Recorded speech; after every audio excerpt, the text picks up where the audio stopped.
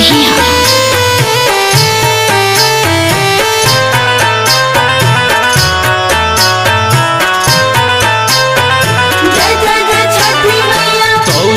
लेके चलले पापा जी हमर पीछे पीछे मम्मी जाली। पीछे पीछे मम्मी जाली, पीछे पीछे मम्मी जाली।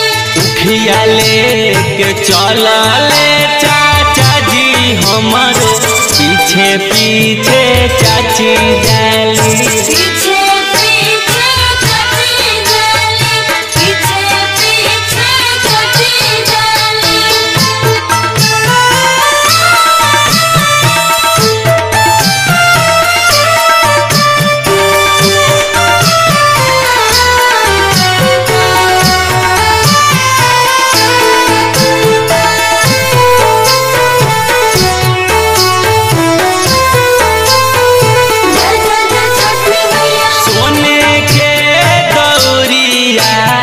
सजल फल हरिया जगमग जरता असंख दियरिया। सोने के दौरिया में सजल फल हरिया जगमग जरता असंख दियरिया। छठी घाट चलले भैया जी हमरो पीछे पीछे भाभी जाली।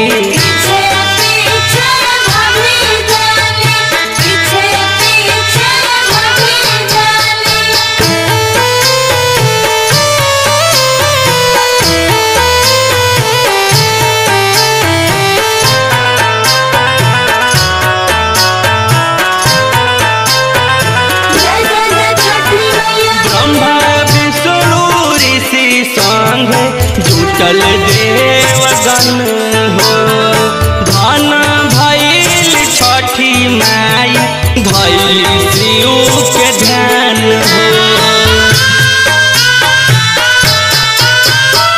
ब्रह्मा विष्णु ऋषि संगे जुटल देवगन हो धन भइल छठी माई धइल शिव के ध्यान हो।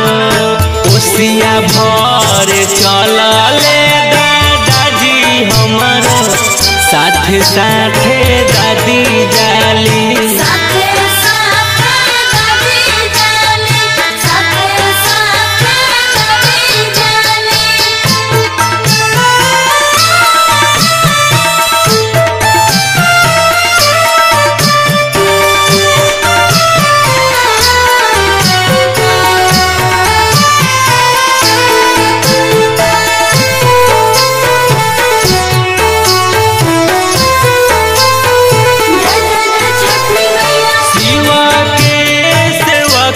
गजबे कइले सजावट हो अद्भुत दृश्य भइले गंगा जी के घाट हो।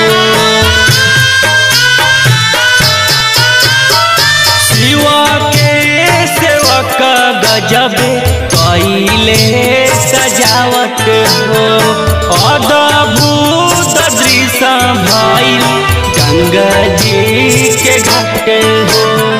जुमान जितेंद्र गुलशन घर रोजया गर्भवती जाले।